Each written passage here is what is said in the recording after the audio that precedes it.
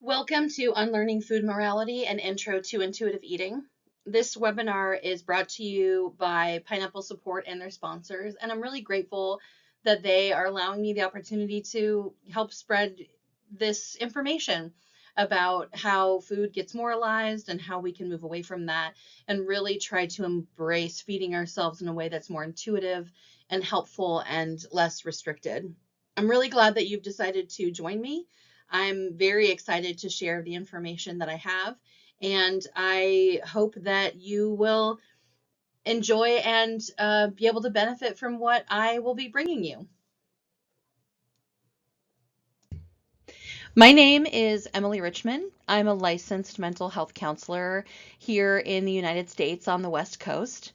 And my website is there if you'd like more information about me. I also have some contact information at the end of the workshop for anybody to get in contact if you have questions or reach out and are looking for more resources, or you're in the state of Washington in the United States and you would like to see me as a client.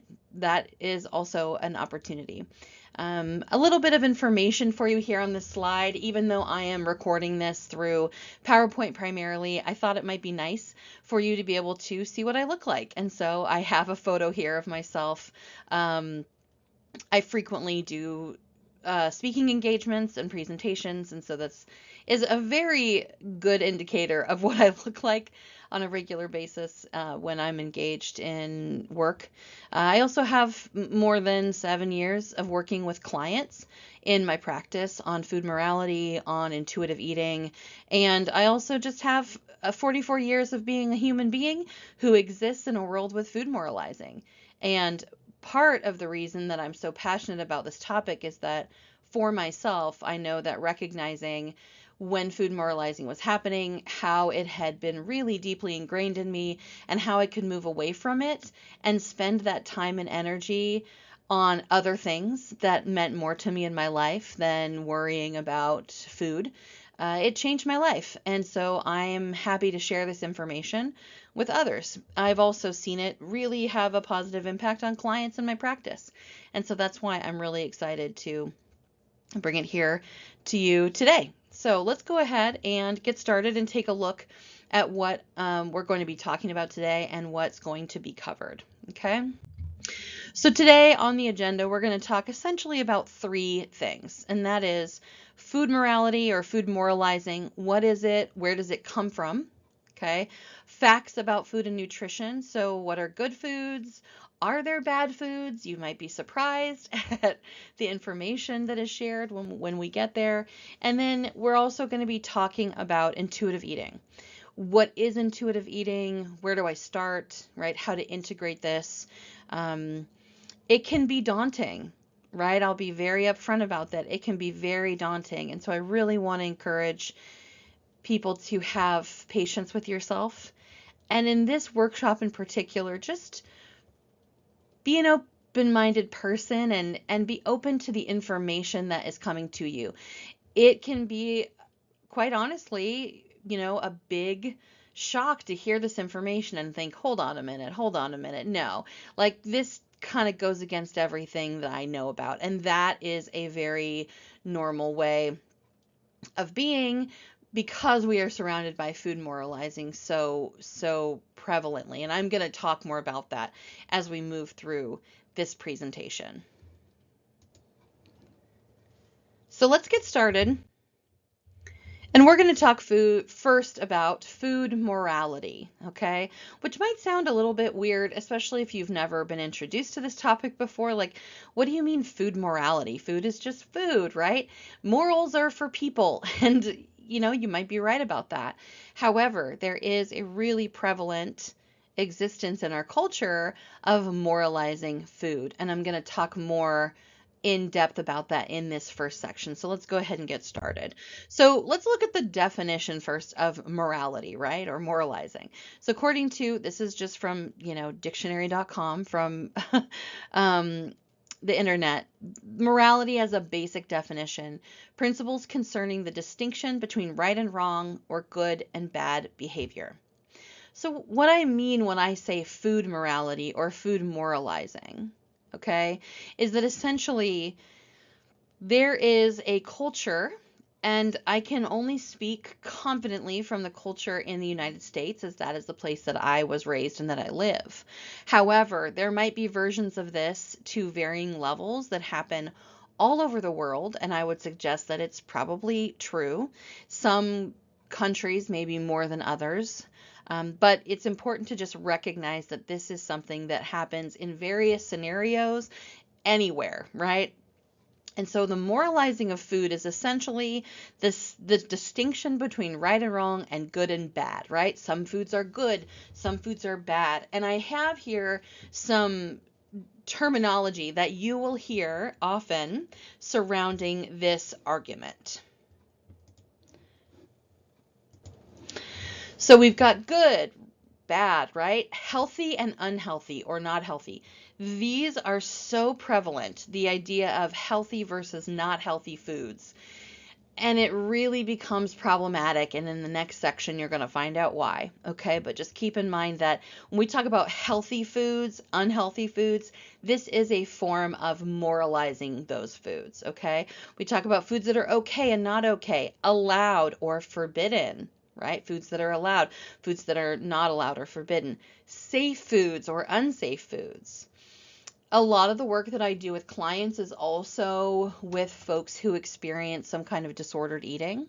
And I can tell you right now that the moralizing of food within a diet culture that we, live in, which I'll talk a little bit more about, it's definitely one of the contributing factors in a big way to disordered eating and eventually eating disorders that are potentially diagnosed and really serious. And safe and unsafe becomes part of that. Now, I am not saying that calling a food safe is going to cause an eating disorder. However, it can definitely be a contributing factor, okay? Safe and unsafe. And then I couldn't really figure out exactly how to phrase this, but essentially when we talk about being naughty, right? Or having certain foods and we're being so naughty or we're cheating or, we're just being a bad, person or whatever for eating. And so then I chose the opposite. That was behaving, right? Oh yes, I'm behaving, so to speak. I'm eating what I should be eating or, preparing what I should be preparing, etc. But the idea there is that there is this prevalence, which you will often hear, especially around the holiday times or around celebrations, where you might have foods like cookies or baked goods or just treats of any kind, and people will react in a way that they feel like they're being naughty or they're being, bad or something like that for eating those foods. But the reality is that that's not really the case, which we're going to talk about here in a few moments. I really want you to take a look at these phrases and just think to yourself, do I use them? When I use them, when am I using them? And really ask yourself, where have I heard them, right? Where was I introduced to using these phrases to describe and talk about how I fuel myself? Sometimes we might be surprised to sit back and really ask ourselves, how am I talking about food or phrasing things, and realizing that we're often going to be repeating information, repeating language, right? Repeating food moralizing that we have heard since maybe we were pretty young people, okay? And so that leads me to my next slide, where I want to talk about the sources of food moralizing, because I'm here to tell you that babies are not born moralizing food, okay? Absolutely none of, no babies I know are ever born moralizing food, right? Our brains, when we are quite young, are really focused on survival, and they're focused on getting us fed. And it doesn't really matter where that comes from, although usually we want it to come from whoever birthed us, or who's caretaking for us. But in general, we don't really understand food moralizing until we learn it from other places. Okay? So let's talk about some of these sources. I put caretakers there first. And primarily I did that because a large percentage of what we learn about most everything, right? About ourselves, about the world, about relationships, how to, dress ourselves and brush our teeth and, learning new language and how to, add things, right? And how to read books or understand stories or any of these things. We learn from our caretakers from when we are quite young. And one of the things that impacts that is that our brains are very developing. They are very mushy, and not any shade to children or babies, but developmentally appropriately, they are still growing and learning. And so one of the things that happens is we learn any morality around food that is coming from our caretakers, whether it's when they're feeding us, how they're talking to us about food, or also how they might be talking to themselves around food, talking about food just when we are there to hear it, right? Children really take in a lot of information. And if our caretakers are modeling for us food morality, then, or food moralizing, I should say, then we're going to latch onto that too. Okay. Family members. This would be other family members that might not be direct caretakers, aunts, uncles. It could also just be important adults in our community, in our neighborhood. For example, maybe we go to a friend's house and they have a parent who moralizes food. Um, this is quite common, right? We might learn from other family members. The media, and I don't want to sound like I'm tearing down all of the media, right? Obviously, there's benefits to media. However, I will say that our media really does exhibit its influence by diet culture and food moralizing. And just to be clear about what I mean when I say diet culture, I've said that a couple of times here. Diet culture is essentially a culture that focuses around the desire for thinness, the desire for health. And so a lot of that focuses around restrictive dieting, right? And there's a lot of food moralizing that goes into restrictive dieting. So what I mean by that are things like maybe the keto diet, or maybe we're going to do Atkins diet, or we're going to do, like a juice cleanse, or we're going to cut down on any carbohydrates, or we're only going to eat proteins and greens or something like that, right? Even though the goal of, being quote unquote healthier, the goal is noble, right? We want to feel better, we want to feel healthier. The problem is that it has been so deeply influenced by the culture of dieting, of trying to make ourselves smaller or restrict foods that we're eating. And in that goal, it has really created this moralizing of food that is problematic, because it means that we might not actually be getting nutrients that we need, and we're likely not actually listening or intuiting, right, from our bodies what we need and what's going to be the best for us. So the media often repeats that, right? Whether it's in the type of, commercials for food or diets that they show, or on television, right? Illustrating somebody eating in a particular way, or talking on television about food in a moralizing way. It really is kind of everywhere. So if you start to maybe just gently pay attention to how folks in TV shows and films, commercials especially, talk about food and talk about feeding ourselves, you will really start to notice there's a lot of food moralizing that happens throughout the media. And again, this is something that I'm speaking to from an educated place in the United States. There are, if you are not in the United States, or potentially you have grown up in another location in the world, and maybe now are in the United States, but you were not influenced growing up by that amount of food moralizing, you might not have that same experience. So this is just about paying attention, right? Finding the awareness, even if it's not influencing you as much. I am speaking specifically from a place of experience in the United States. I do want to mention the medical system here because I did include it, and I want to be clear. I don't think the medical system is, nefarious or trying to harm us. I do think, however, that the way that they approach food nutrition, or excuse me, nutrition information, is not really holistic or helpful for most of us that are not in the medical field, right? So they might say to us, oh, you just need to eat less carbohydrates, and they don't maybe talk about the nutrition benefit of carbohydrates, or how it is impacted by other types of foods that we're eating, right, so to speak. And the reality is that there's not a huge amount of nutrition information that is included in the medical schooling system, at least in the United States.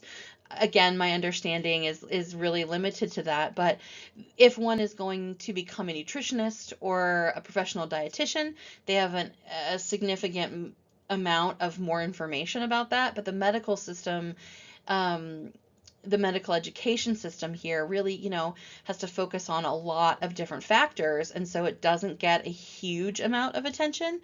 And so I think in that way, the medical system sometimes can teach us food moralizing in addition to other locations. Colleagues, right? If we are in the workplace, particularly if we are women or if we're non-binary, assigned female at birth, there really is this culture in the US of women bonding over talking about how bad they are about eating a cookie or a treat or any other kind of food that has been moralized as unhealthy or as bad. And it's something that is quite honestly a little alarming, not more than a little alarming. And it's something I didn't really notice until I started paying attention because I really wanted to repair the relationship I had with my own body and with eating. And I started really noticing the ways, especially women, bond over this idea. So colleagues in the workplace can be a big one, as well as community or church groups. The people we spend a lot of time with are going to potentially influence the way that we live our lives. And so just really paying attention to these sources of food moralizing, right? Places where we hear, oh, don't eat that, that's bad for you. Oh, that's unhealthy. Oh, I'm being so naughty eating this cookie. Oh, I shouldn't. Oh, I shouldn't, right? Even just, oh, I shouldn't. That is such a moralized statement, right? Rather than maybe asking ourselves, what am I craving? Am I hungry for this? Am I feeling hungry, or am I just feeling like I'm not satisfied because I don't have the kind of flavors or what have you that I'm craving, right? The idea of digging a little deeper is really what we're going to be talking about when we talk about intuitive eating. But first we have to be aware of the food moralizing that's happening. Okay? So these are some sources of food moralizing. So let's actually talk about food and nutrition facts. Okay, these next few slides, we're actually going to talk about facts, information that is correct and not moralized about the food that we eat. This food moralizing has a large impact on lots of things, but the main thing is that it really creates this hierarchy of foods as good, bad, healthy, unhealthy, safe, unsafe, etc. And what that hierarchy of foods then ignores is the actual scientific, chemical things that are happening inside our bodies when we give ourselves certain foods. Now, I want to be very clear before these next few slides in this section that I am not talking about allergies. I am not talking about intolerances, okay? If you're lactose intolerant, it doesn't matter how beneficial calcium is that you could get from drinking milk. It's going to make you feel miserable, okay? So don't do that. If you're allergic to certain things, I will tell you every time I eat avocado, my throat starts itching, so you better believe I stay away from that. But not because it's a bad food necessarily, it just isn't great for me because my body clearly dislikes something about that, and I don't want to take any chances. So I want to be clear before I go on to this next section. I'm not talking about allergies or intolerances. I'm talking specifically about rules, so to speak, that we might have learned from other people around us, or especially in our childhood, okay? So let's talk about the actual facts about nutrition and food that we really want to focus on, right? Instead of the kind of moralizing argument of good or bad, healthy, unhealthy. All right? So let's start talking about all foods fitting. You might have heard this phrasing potentially if you're someone who's interested in food moralizing and reducing that, and then intuitive eating. You might have heard or seen some resources. They say all foods fit. And it's true, and I mean it. When I say all foods fit, and you will find that anti-diet dietitians and nutritionists, physicians, therapists, etc., they will agree with this sentiment. All foods fit. Okay? Foods are not good or bad. They're not healthy or unhealthy. All foods that we eat are going to contribute different nutrients. Some foods are not very nutrient dense. They're just not giving us a lot. And others are full of a variety of nutrients, and they're going to give us so much nutrition for our body and our brain to deal with. And those ones might be ones that we want to find that we have more of because we're getting good nutrients from them. But it doesn't mean that the foods that don't contribute as many are bad or dangerous or anything like that.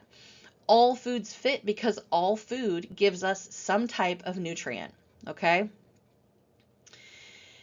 The thing that I usually tell people here, clients, and when I'm speaking is I say, listen, there's only two foods, okay, that are bad, and that is if they are rotten, not great, or if they're poisoned, don't eat those, okay? Obviously, I can add in there, if you have an allergy to something, don't eat that. If it's going to be difficult for you, meaning you'll have an allergic reaction that might be potentially deadly, don't eat that either. That one's not a good one for you. Also, if you have an intolerance, right, maybe eat it a minimal amount so that you're not as uncomfortable. But those are decisions we get to make for the comfort of our own bodies, right? Again, I'll use the example of lactose intolerance. I'm probably not going to be eating, real cream mashed potatoes every meal, right, if I'm lactose intolerant, but I might save and say, oh, I'm going to have my favorite, grilled cheese sandwich at my favorite little diner because it's just an indulgence that I love. And I say indulgence not because grilled cheese is bad for us. It's not. It's delicious. But if I have lactose intolerance, I'm probably not going to feel great after that. And so maybe I'm going to save it up for a special occasion and say, hey, I'm accepting the consequences of having this grilled cheese sandwich. And that's okay. We get to make those choices. But ultimately, the message is all foods fit. Every food we can eat that is not rotten or poisoned or going to harm us, it fits.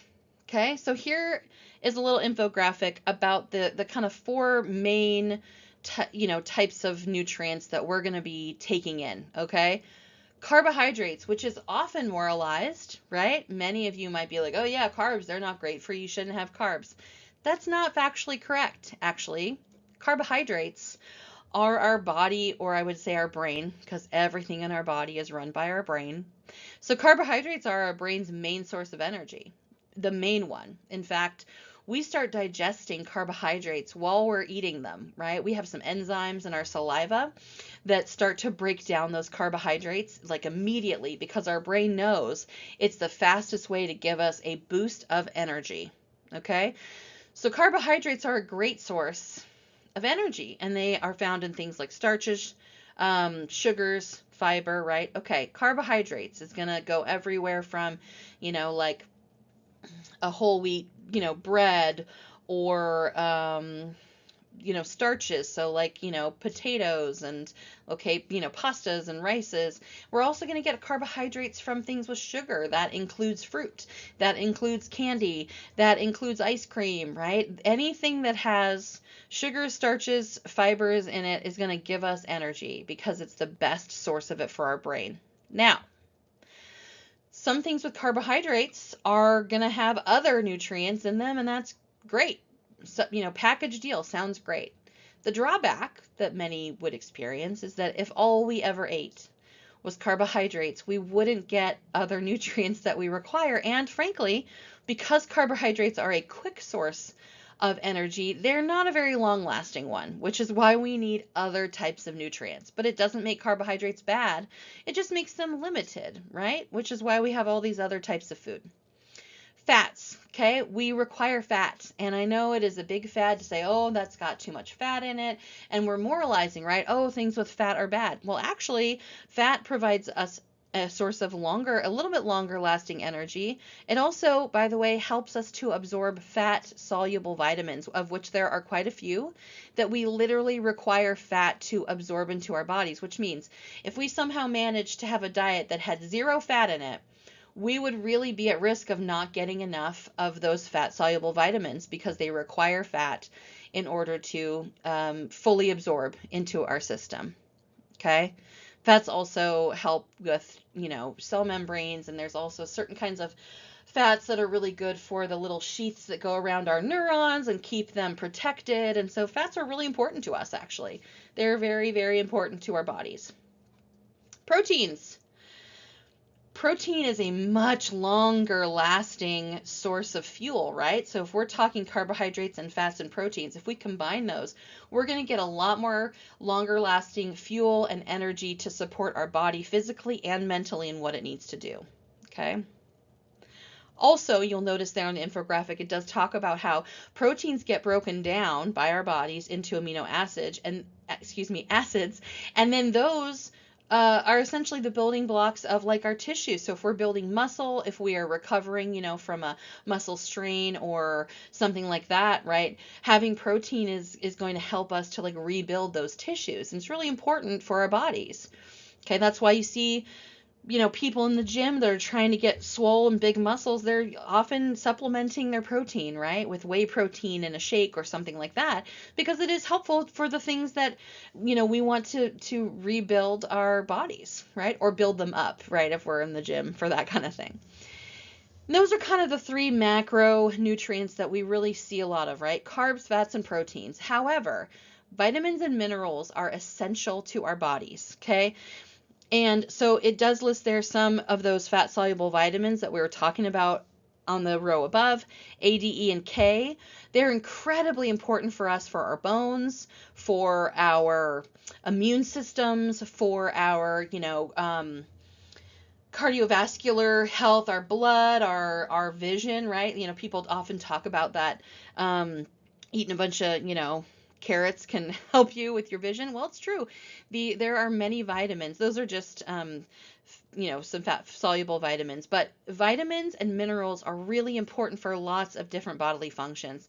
And so it's important that we get all of those vitamins and minerals. And here's the thing. Yes, a lot of those are maybe found in, vegetables, fruits, that kind of thing that people would moralize as, quote, good. But it doesn't mean that we don't get those vitamins from other sources. And also, by the way, one of the things that is often missing in large amounts from vegetables or fruit are things like protein or enough fat or carbohydrates in order to really fuel our brain for what it needs. Okay? And when I say our brain, I mean our brain runs everything.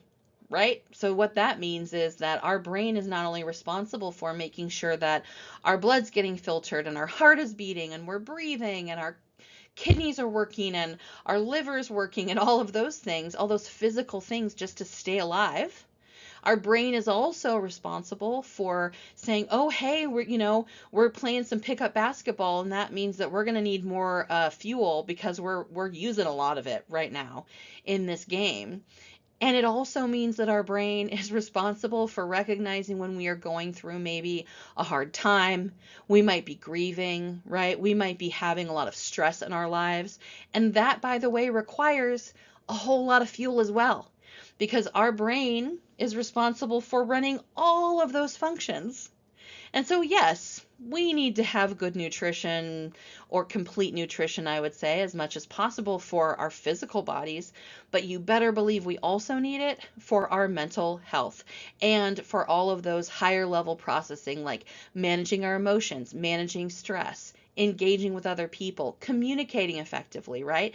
Getting enough sleep. All of these things require, you guessed it, fuel, right? It requires carbs and fats and proteins and vitamins and minerals.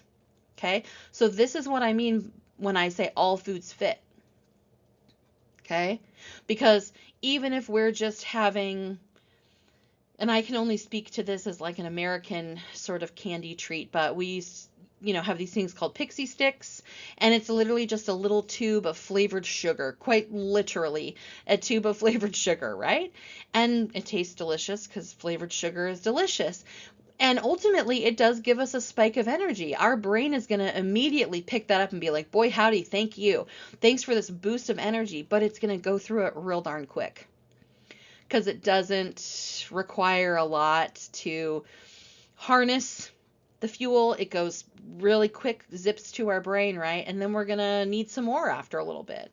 And that's where things like our fats and our proteins come in, because they can really help extend the life, essentially, of that fuel. Okay. Keep in mind, I am not a dietitian. I am sharing with you information that I have learned from wonderful dietitians in my life. I worked for several years for an eating disorder recovery program, and we had some amazing dietitians that were weight neutral, they were anti-diet, and they understood and really helped me to understand pretty deeply about the way that our bodies actually handle food and nutrition. Okay. And that is a lot of the information that I'm sharing with you. Now, this information is not secret. It's not some fringe idea.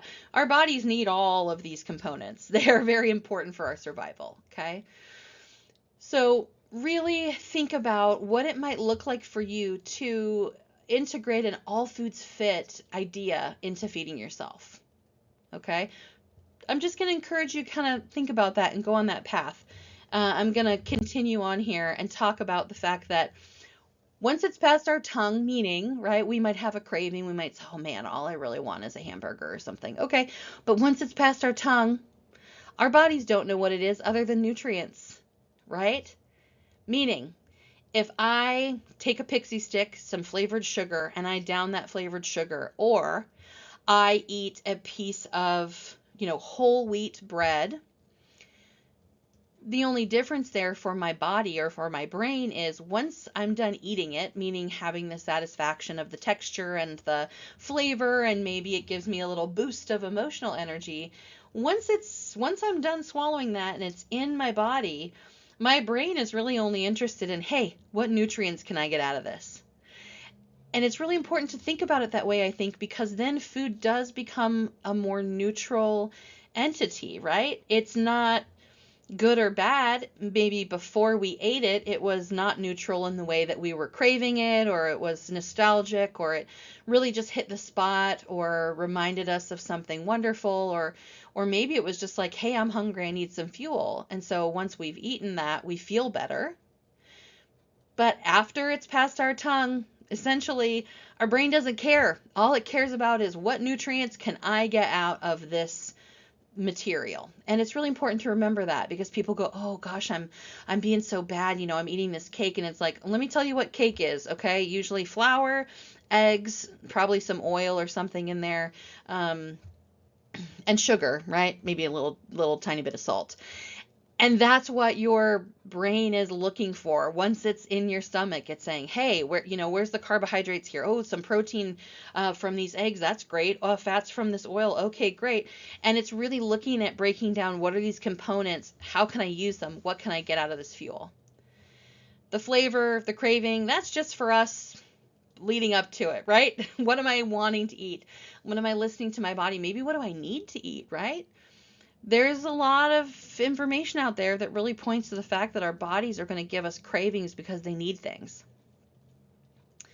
right? Lots of people talk about comfort foods when we're feeling emotional. Guess what? Most comfort foods, what people describe as comfort foods, are going to include carbohydrates, some quick energy to maybe deal with our sadness, our grief, our stress, our overwhelm, usually some form of fat, something like butter, oil, or something like that, that is going to help to lengthen, right, the energy there and help our bodies. And a lot of times it's going to be some kind of protein, right? Someone's like, man, all I want is like an omelet and some hash browns. Guess what that is? Bunch of eggs for protein, fats from oil, or maybe other things like cheese, and some fats from the egg, and then hash browns, carbohydrates, right? Potatoes. So really think about the ways that our bodies are telling us what it is that they need and how we break it down. And so let's talk a little bit about how do we do this? What is intuitive eating? How do we get started? And again, this is just scratching the surface. If you would like more information on this, I have some resources at the end, and please feel free to reach out to me, ask questions. I'm happy to send along other resources that I have as well. So let's talk about intuitive eating, okay? How do we eat intuitively? What does that even mean? So intuitive eating is an approach to feeding ourselves by listening to what our body and minds are asking for. That means, right, that food moralizing, we have to combat that a little bit to really like listen to what's happening in our bodies and what we need. So, Evelyn Tribble is one of the kind of earlier adopters, or really kind of longest, somebody who's been using intuitive eating and talking about intuitive eating, written books on it, etc. And the way that she describes this on her website, intuitiveeating.org, is the principal work is two key ways, right? Helping us cultivate attunement to our physical sensations, meaning what is our body asking for, right? Meaning, am I feeling hungry? Am I feeling like I need something quickly? Am I feeling like I need something robust? Am I craving something in particular? Like what? Becoming attuned to our bodies to recognize what they need, what they're asking for, is an essential part of intuitive eating.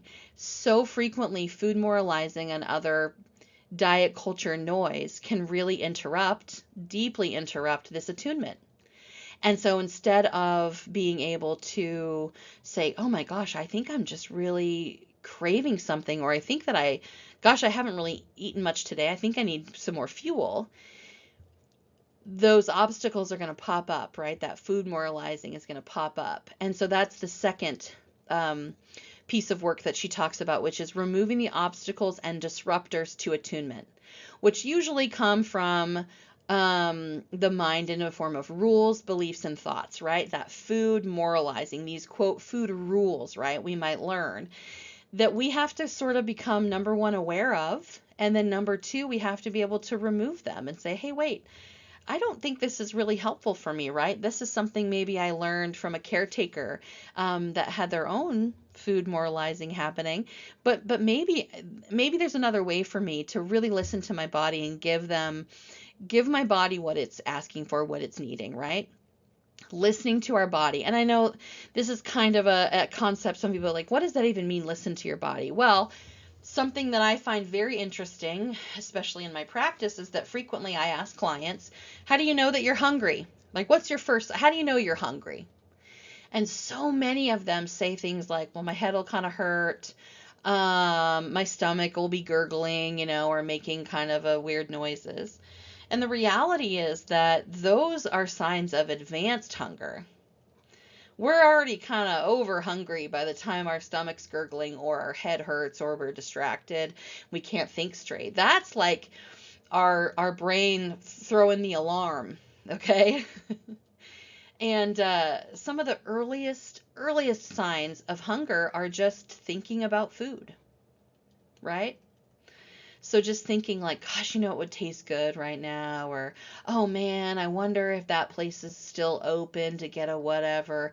Even though it's not about like, oh my gosh, my body is screaming for it, those are hunger cues. And listening to our body when we start to maybe think about certain kinds of food, or we start thinking about a craving we're having in the moment, that's an opportunity for us to say, hey, I think I need to eat.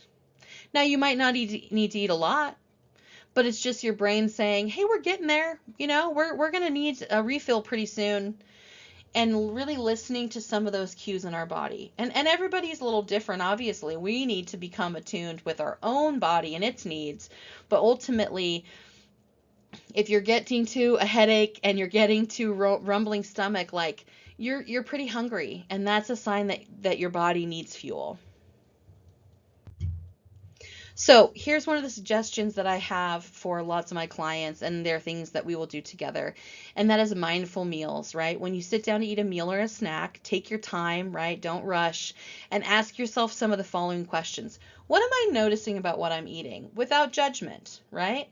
What am I noticing sensation-wise? What do I smell? What do I taste? What do I see?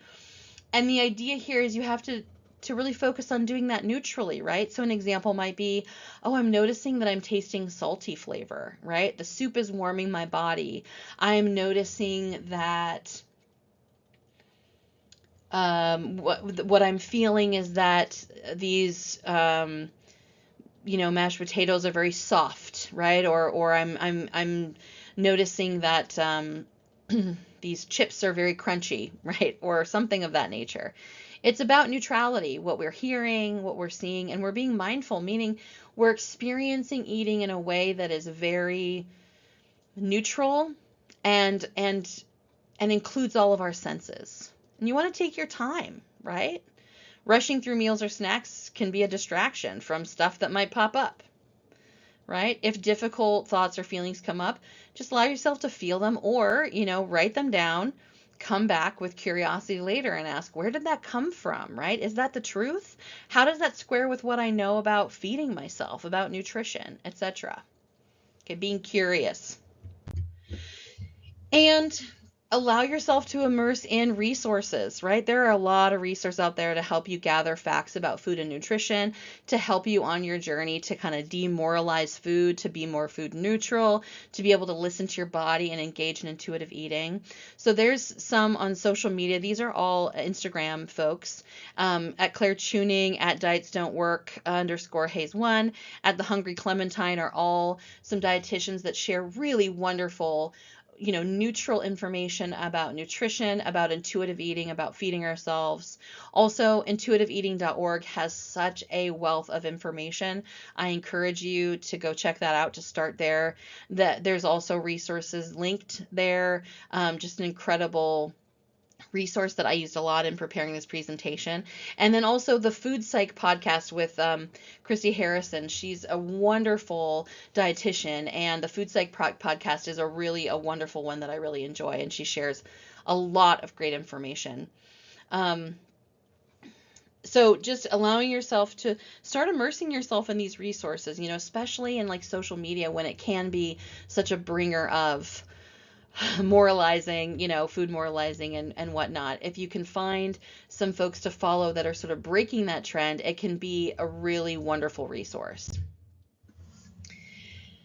Okay, we are at the end. Thank you for joining me. You deserve peace with food and to be able to give your body what it needs, without moralizing. And it's a long journey, so don't give up on yourself. Again, my contact information is there. My website is there. I encourage you, if you do have questions, to reach out. I'd love to help find resources and answer them. But overall, just know that you deserve to have peace with food. And it is possible once we start noticing where the food moralizing comes from and trying to walk away from that is a journey, but it's definitely worth it. So thank you so much for joining me. Go have a drink of water. You deserve it. And I hope that you are well.